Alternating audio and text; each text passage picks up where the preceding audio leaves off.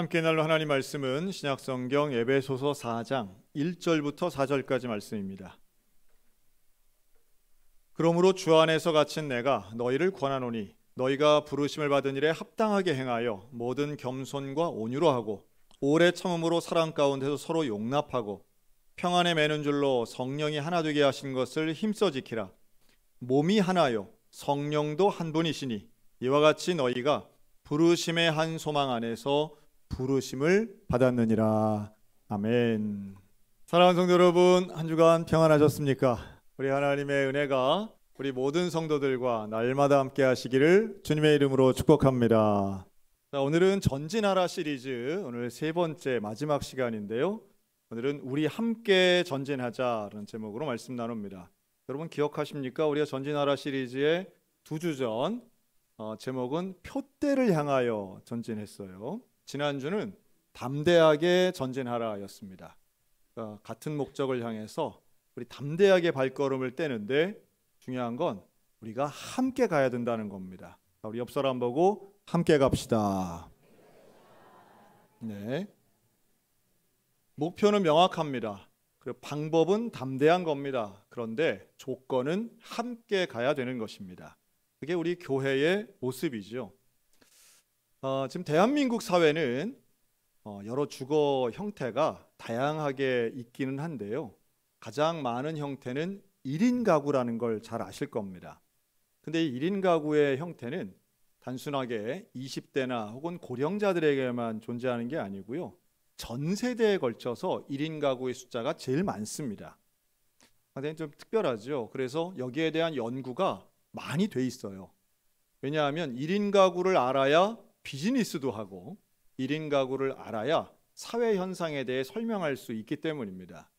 그래서 많은 통계들도 있고 많은 조사가 있는데요. 제 관심을 끈 것은 이런 거였습니다. 그 1인 가구들에게 조사한 행복 만족도 조사였는데요.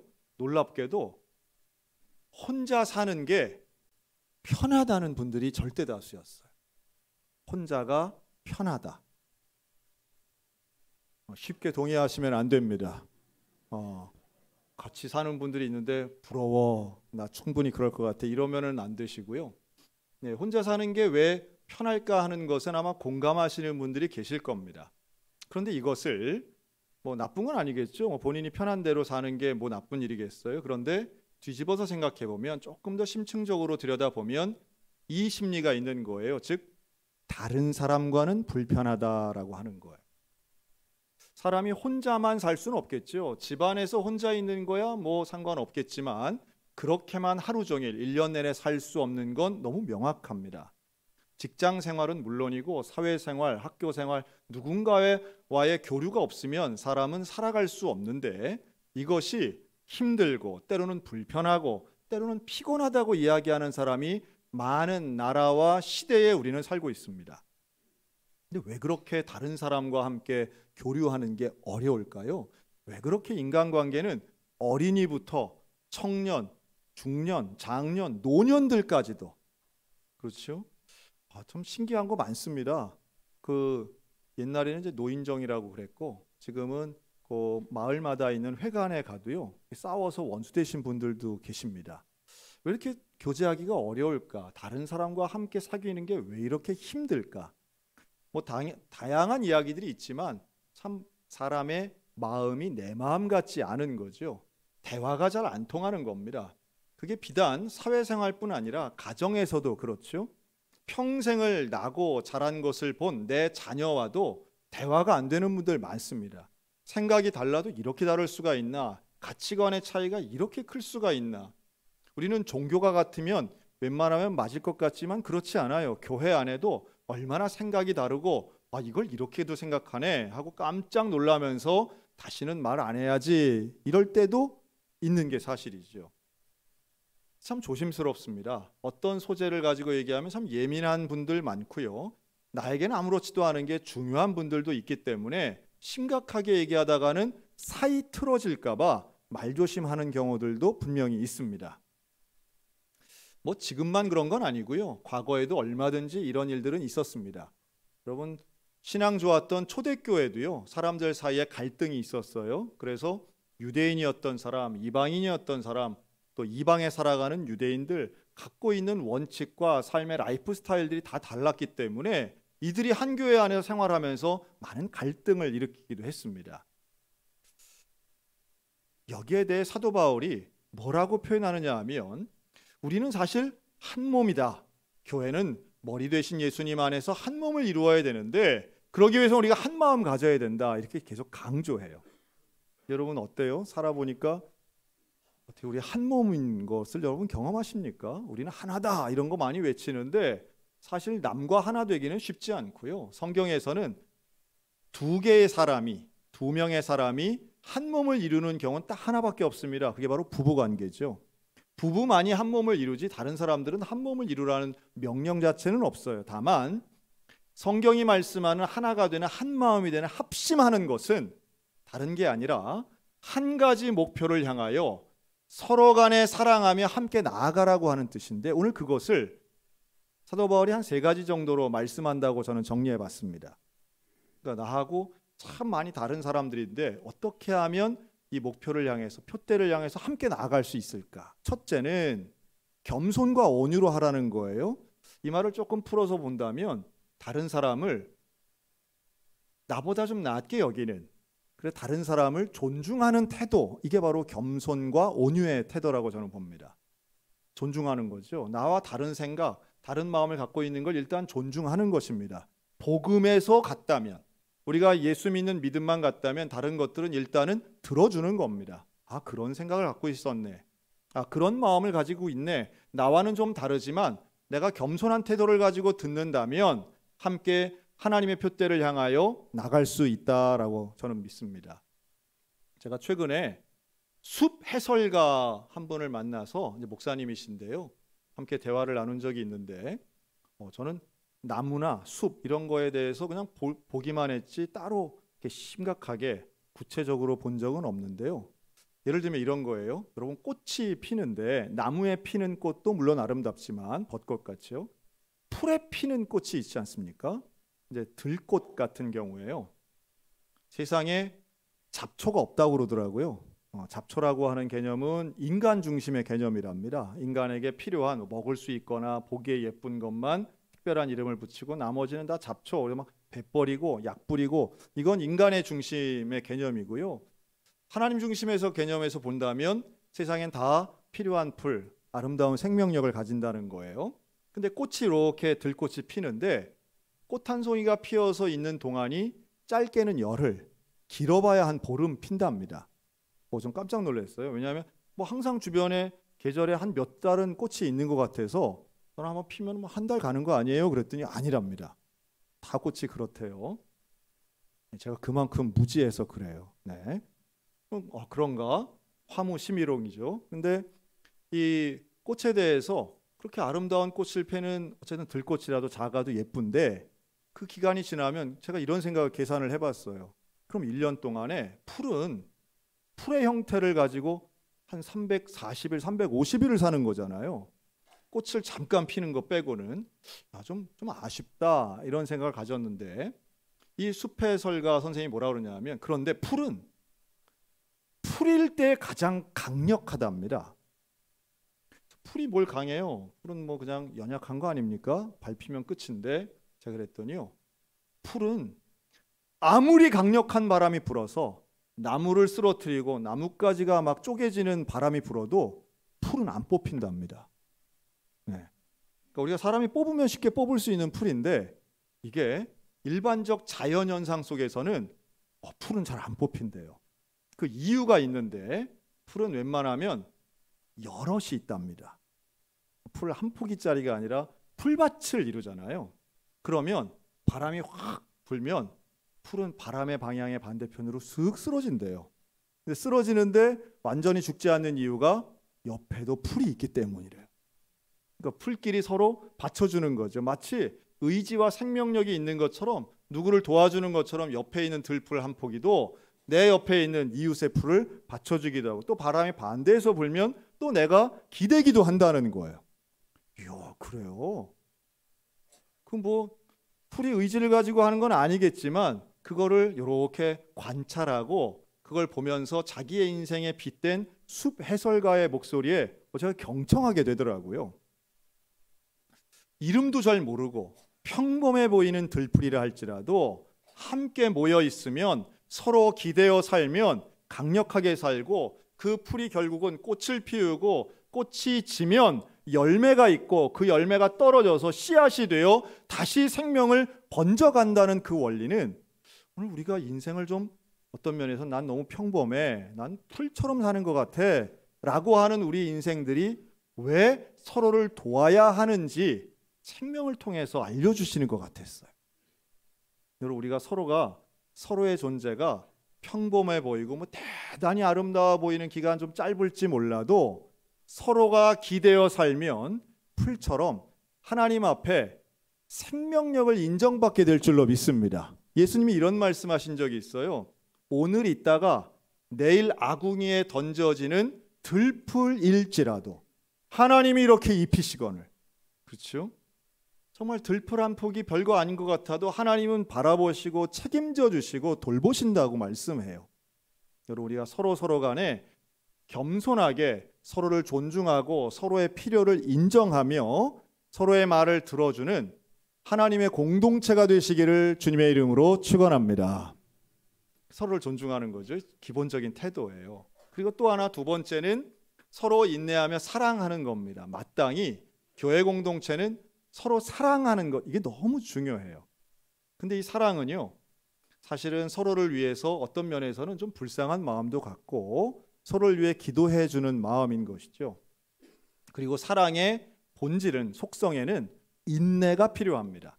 한순간만 사랑하는 게 아니라 긴 시간을 거기에 대입하면 사랑에는 반드시 기적의 열매가 맺혀지는 거예요. 제가 최근에 이 간증을 하시는 유명인들 중에 좀 전에도 한번 소개를 한 적이 있는데요. 또 최근에 간증을 제가 들었어요. 누구냐 하면 코미디언으로 활동하셨던 조혜련 씨입니다. 이 조혜련 씨는 사실은 유명한 코미디언이셨는데, 이분이 또 하나 유명한 거는 일본 종교, 즉 SGI라고 하는, 우리말로 하면 창가학회인데요. 일반적으로는 남묘 호랑객교로 유명한, 그 주문으로 유명한 종교입니다. 여기에 심취해서 이 한국 창가학회 홈페이지에 대표 인물로 있었던 분이세요. 근데 이 조혜련 씨를 위해 기도했던 동료 연예인들이 참 많았습니다. 전도하려고 애를 많이 쓴 거예요. 대표적으로는 그 이성미 권사님이 계시죠. 그분도 역시 여성 코미디언이셨는데, 이 이성미 권사님이 한 20년 전에 이 조혜련 씨를 데리고 본인이 출석했던 온누리교회에 이제 처음으로 한 번 딱 갔습니다. 전도주일날 한 번만 가자 이래서 한 번 갔대요. 조혜련 씨가 당부를 했다 그러죠. 내가 언니 봐서 한 번은 가는데 절대 나를 소개하지 마라. 그런 거예요. 그런데 이성미 권사님 너무 감격을 해가지고 새신자 환영회 시간에 울면서 제 후배 조혜련이 왔어요. 일어나 주세요. 박수 쳐주세요. 앞으로 나오세요. 여기까지 간 거예요. 그랬더니 그 많은 사람 앞에서 조혜련 씨가 화를 버럭 내면서 교회 밖으로 나가버린 거예요. 교회 문을 박차고. 그리고 그날부터는 이성미 권사님하고는 연락도 안 했다고 그러죠. 그런 분이세요. 그런데 이분이 어떻게 예수를 믿게 되었나 보니까 일본에 가서 코미디언으로 활동을 하시다가 이제 좀 구설수에 오르게 됩니다. 일본 방송에 여러 개 참여를 했는데 이게 당시에 우리 네티즌들에게는 친일파다, 한국을 비하한다, 이런 논란에 휩싸였어요. 그래서 6, 7년 만에 일본 생활을 접고 중국으로 유학을 갑니다. 근데 이 중국으로 가는 그 과정 속에 가정적인 어려움이 있었는데 이혼을 한 거예요. 그러니까 상당히 힘들었겠죠. 그 힘든 가운데 중국에 가서 새로운 남자분을 만나서 재혼을 하셨는데요. 이 재혼 상대자에게 전도를 받으신 거예요. 참 그것도 신기하죠. 그래서 이분이, 새로운 신랑이 소개한 복음을 받아들여서 이제 예수를 믿고 교회 생활을 합니다. 그리고 1년이면 여러 차례 간증 집회를 했는데요. 바로 작년이죠. 최근에도 미국에 가서 간증 집회를 했대요. 근데 그 자리에 있었던 한 선교사님이 이 조혜련 씨를 찾아온 거예요. 와서는 뭐라고 말하느냐 하면, 당신은 나를 잘 모르겠지만 10년 전에 저는 당신을, 조혜련 씨를 일본 공항에서 본 적이 있습니다. 그러더래요. 뭐 연예인이니까 공항에 왔다 갔다 하면 한국 사람 눈에 당연히 띄겠죠. 그런데 그때에 지나가시는 조혜련 씨를 보면서 하나님이 어떤 마음을 주었느냐 하면, 저분이 꼭 예수 믿었으면 좋겠는데, 이런 마음이 들었대요. 그래서 이 선교사님이 손을 들고 공항에서 이 조혜련 씨를 향해서 기도를 하셨답니다. 물론 조혜련 씨는 몰랐죠. 그런 일이 있었는지. 손을 들고 하나님, 저 자매를 예수 믿는 자매로 만들어주세요 하고 기도했대요. 근데 그 말을 듣는 조혜련 씨가 깜짝 놀래요. 왜냐하면 나는 그날이 언제인지 기억한다는 거예요. 놀랍죠? 뭐 공항에서 비행기 많이 탔을 텐데 어떻게 그날을 기억하세요? 그랬더니 이분이 뭐라 그러냐 하면, 사실 나는 그때 일본에서의 연예계 생활을 접고 너무 힘들어서 한국에 가서는 자살하려고 했던 날이라는 거예요. 죽으려고 했대요. 조혜련 씨는 어릴 때부터 생활력이 강하고 노력하고 열정을 가지고 일해서 어떤 어려움이든 사실은 다 이겨낸 사람이에요. 초등학생, 중학생 때 노점을 했던 사람이고, 그 거친 연예계 생활에서도 언제나 적극적으로 일해서 노력하면 된다, 어떤 어려움도 이겨낼 수 있다, 이 자신감이 충만한 사람이었어요. 그런데 그때 당시 내가 이렇게 우울하다니, 태어나서 처음으로 자살에 대한 생각을 했던 순간이기 때문에 절대로 잊을 수 없다고 얘기해요. 근데 비행기를 타고 가면서 조금 진정이 되어서 자살하진 않았지만, 그러면서 뭐라고 표현하느냐 하면, 아마도 그때 선교사님이 저를 위해서 기도해 주어서 내가 산 것 같습니다, 이렇게 표현하더라고요. 저는 여기서 좋은 원리를 하나 발견하는데요. 여러분, 영혼이 불신자가 신자 되는 기적은, 죽을 수밖에 없는 영혼이 영생을 얻는 놀라운 변화의 기적은요, 누군가 사랑하는 마음을 가지고 기도할 때 일어나는 줄로 믿습니다. 기도할 때 일어나는 거예요. 포기하지 않고 기도할 때. 가족을 위해, 이웃을 위해, 친지들을 위해서 하나님, 믿음을 가지고 기도하게 해주세요, 믿음을 갖게 해주세요 라고 기도할 때에 살아계신 하나님은 오늘도 저와 여러분의 기도에 응답하시고 변화의 기적을 주시는 줄로 믿습니다. 어떤 작가가 그런 글을 쓴 걸 봤어요. 하나님이 못하시는 거 한 가지가 있는데 영혼을 포기하는 걸 못하신대요. 하나님은 영혼을 포기하지 않으시는 하나님이시라는 거죠. 우리도 마찬가지예요. 사람을 변화시킬 능력이 우리에게는 사실 없습니다. 그러나 그 영혼을 위해 기도할 수 있는 건 우리가 할 수 있잖아요. 그리고 그렇게 기도하는데 여러 사람이 함께 기도하고 여기에 시간을 더하면 놀라운 기적과도 같은 역사가 일어나게 됩니다. 감사한 건 요즘 우리 교회에 기도 모임들이 많이 생겼어요. 화요일, 목요일은 아예 낮에 여러분들이 모여서 우리 권사님이 인도하고 또 우리 목회자가 인도하는 기도 모임이 있고요. 금요일 저녁, 수요일 저녁에도 물론 기도 모임이 있지만 밤중에 자발적으로 335 모여서 기도하는 모임들이 있어요. 저는 이러한 기도 모임의 수준을 뭘로 평가할 수 있느냐 하면 기도 제목으로 평가할 수 있다고 봅니다. 여러분, 기도 제목을 뭉뚱그린 기도 제목이 아니라 구체적인 기도의 제목을 낼 수 있는 기도 모임이라면 기적이 일어나게 될 줄로 믿습니다. 누구에게도 말할 수 없는 나의 약점, 나의 고민, 나의 어려움을 말할 수 있고 함께 기도할 수 있는 그룹이 얼마나 필요한지 몰라요.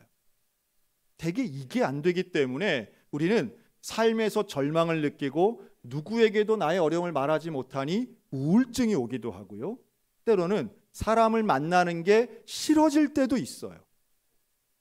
그런데 나의 문제를 하나님께 직접 기도하는 것 물론 필요하고 중요합니다. 그런데 그것을 함께 기도하는 사람이 있다는 건 얼마나 강력한 능력인지 몰라요.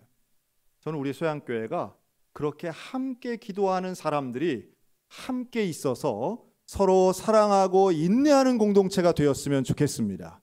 기도회의 멤버를 신뢰할 수 있다면 이게 어디 가서 소문 날까? 누가 나를 평가하지 않을까? 이런 생각까지면 사실 기도 제목 못 나누거든요.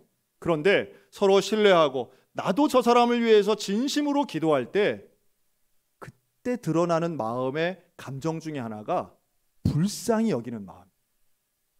여러분, 사랑하는 눈으로 바라보면요, 그 사람의 사회적 조건이나 뭐 직업적인 대단함이나 이런 게 안 보이고요, 영적인 긍휼함의 눈이 띄어지게 됩니다. 저도 그렇게 좀 보이는 분들이 있어요. 겉으로 보면 너무 멀쩡하고 참 근사하고 괜찮은데 사실 그 마음속에는 너무너무 큰 아픔들이 있으신 분들이 있어요. 그래서 불쌍한 거죠. 반대도 있습니다. 남들 보면 뭐 별로 대단한 거 없는데, 야, 저분은 진짜 하나님 복을 누리고 사시는구나. 언제나 감사하고 언제나 기쁨을 누리며 사시는 참 복된 분들이 있다 하는 생각이 듭니다. 여러분, 이게 우리 교회 공동체는 이게 서로 간의 시너지가 일어나야 돼요. 사회적 조건이 아니라 하나님의 자녀다운 마음으로 서로를 위해 기도해주고 정말 진심으로 아파해할 때 그때 기적이 일어납니다. 저는 우리 교회 밴드가 그런 역할을 지금까지도 해왔고요, 앞으로도 할 수 있다고 보는데, 지난 한 주간만 보아도 우리 주인철 집사님의 따님이 있거든요. 주현수 자매. 아이를 출산했어요. 그런데 이 아이가 태어나자마자 폐동맥 이상과 탈장 증세가 일어났습니다. 이름도 짓지 않은 그 아이, 태어난 지 이틀밖에 안 되는 애가 중환자실에서 수술을 기다렸어요. 우리 전교인이 함께 기도했습니다. 그리고 지난 19일 오전에 수술을 했어요. 수술 잘 끝났습니다. 이제 2차 수술 기다리고 있습니다. 여러분, 이런 일을 한번 겪으면요, 아이를 낳고 뭐 집에 오고 몸조리하고 하는 게 그냥 자동으로 되는 게 아니에요. 태어나는 것도 기적이지만 건강하게 살아가는 건 정말 세상에서 어떻게 이런 행운이 있나, 이런 특별한 복이 있나 할 정도로 특별한 일들인 거죠. 우리가 여기에 대해서 깨달음을 갖게 되면요, 중환자실에 있으면 정말 놀라운 깨달음들 많이 가지시는 걸 봅니다. 질병을 얻게 되면 인생에 대한 눈이 새롭게 떠지는 걸 봐요. 아, 내가 지금까지 참 은혜로 살았구나. 내가 정말 지금까지 내가 노력한 것보다 훨씬 더 많은 걸 얻었구나 하는 걸 깨닫게 됩니다. 여러분, 이 시각이 나로부터 시작해서 이웃에게로 퍼지면 사실은 사람들에게도 고마운 마음을 갖게 됩니다. 그러면 어떤 역사가 벌어지느냐? 이런 사랑과 인내의 결실의 끝에는요, 용서의 은혜가 이루어집니다. 인간관계에 있어서 정말 가장 큰 감격과 감동은요, 용서하는 데에서 이루어지는 것 같아요. 왜냐하면 사람이 갈등이 있고 잘 이해가 안 되고 어려움을 겪는데 용서하게 되면 그 가운데 참 큰 기쁨과 오늘 성경이 말씀하는 대로 평안을 누리게 됩니다. 그 평안은 인간관계에서 오는 모든 갈등을 덮는 평안이에요. 그런데 이 용서에는 전제가 있어요. 저 사람이 사과를 해야 용서해 주는 게 아니고요. 따라하시기 바랍니다. 나도 죄 용서 받았습니다. 내가 용서받은 것이 다른 사람을 용서하는 전제 조건이 되는 거예요. 내가 예수님께 용서받았으니 나도 다른 사람을 용서해야 되는 거예요. 원망을 품고 원한을 품고 살아가는 것은 나를 위해서도 지혜로운 일이 아니에요.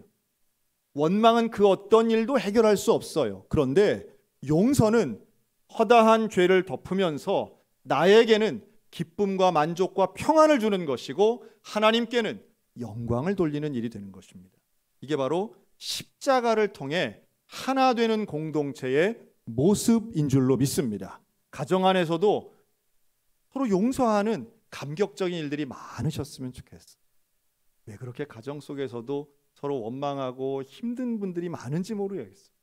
관계가 깨어져서 서로 연락도 하지 않고 서로 원망하는 마음 꽁하니 품고 수십 년째 사시는 안타까움들이 있지요. 연합은 다른 말로 한다면 사실은 각자의 삶을 사는 사람들이 필요할 때, 도움이 요청될 때 힘을 모으는 것이 연합이라고 저는 생각해요. 예를 들어 무거운 물건을 하나 들고 간다. 그러면 서로 간에 껴안고 있으면 무거운 물건 못 들죠. 서로 각각 분리돼야 됩니다. 이게 인간관계의 원리예요. 그러나 따로따로 살긴 하지만 왼쪽에도 있고 오른쪽에도 있지만 필요할 때, 목표를 향하여 나아갈 때, 무거운 물건을 들 때는 서로 맞잡아야 되는 거예요. 이게 가정 안에 있으면 서로 간의 개인적인 생활은 보장하면서도 필요할 때 함께 나아가는 협력의 관계가 이루어지는 거죠. 교회가 똑같아요. 우리는 사실은 부부 같은 한 몸 될 수는 없어요. 각각의 삶이 있죠. 그러나 이렇게 주일날 함께 모여서 예배드리는 이 모습은 따로따로 살던 손이 함께 모여 붙잡으면 기도의 손이 되는 것처럼 함께 모여 예배드릴 때에 하나님의 놀라운 은혜가 우리 가운데 임하여서 하나의 공동체, 합심의 공동체가 될 줄로 믿습니다. 그럴 때에 하나님이 약속하시는 거에 마태복음 18장 너희 중에 두 사람이 땅에서 합심하여 무엇이든지 구하면 하늘에 계신 내 아버지께서 그들을 위하여 이루게 하시리라. 혼자 기도하는 것보다 둘이 기도할 때에 하나님이 더 원하시는 기도가 될 가능성이 많습니다. 또 서로를 위해 기도했다면 그 사랑하는 마음으로 긍휼하게 여긴다면 사실은 서로에게 원망하고 원망받을 일이 훨씬 줄어들겠죠. 사실 인간관계 어려운 것 중에 또 하나는 말에 있다고 봐요. 말을 어떻게 하느냐. 말 한마디 때문에 참 힘들죠. 미드라시에 그런 표현이 나와요. 살인은 한 사람을 죽이지만 험담은 세 사람을 죽인답니다. 세 사람 누구예요? 말하는 나를 죽이고요. 말 듣는 상대방 죽이고요. 그 내용에 나오는 당사자 죽이는 거예요. 어떤 면에서는 좀 불편한 마음이 있어도 침묵하면 조금 더 거룩하고 경건한 삶을 살 때가 됩니다. 좀 불평하고 싶죠. 억울한 거 좀 말하고 싶어요. 그런데 그때 조금 한 번만 더 입을 다물고 침묵하여 험담하는 죄를 짓지 않으면 결국은 진실은 밝혀질 것이고 하나님께서 우리에게 놀라운 은혜로 해결해 주실 줄로 믿습니다. 저도 목회하면서 얼마나 억울한 일들 많이 있었겠어요. 이렇게 많은 사람들 같이 있는데 이런저런 얘기 많이 듣습니다. 그런데 생각해 보니까요, 그저 침묵해도 하나님이 해결해 주시는 경우가 참 많더라고요. 저는 사회적 불의에 대해 침묵하란 말씀은 아니에요. 대개 우리가 생각하는 어려움 당하고 있는 대인관계는 사람과의 관계예요. 이게 무슨 옳고 그름, 대단한 정의를 세우는 일이 아니더라고요. 시시비비 가리기보다 오히려 입을 닫고 하나님 앞에 아뢰고 그것을 기도의 제목으로 승화해서 함께 기도할 수 있다면 결국은 하나님이 주시는 회복의 역사, 화해의 역사, 또 하나님이 함께 하시는 한 발짝 앞으로 나아가는 전진의 역사가 일어나게 될 줄로 믿습니다. 오늘 우리들 가운데에도 마찬가지죠. 남을 섬기는 겸손의 은혜, 끝까지 사랑하는 사랑의 은혜, 그러면서도 용서와 평안을 통해 하나님의 십자가 앞으로 나아가는 놀라운 전진의 은혜가 우리에게 있어서 표대를 향해 담대하게 함께 나아가는 우리 소양교회 모든 믿음의 공동체가 되시기를 주님의 이름으로 축원합니다. 아멘. 기도하겠습니다.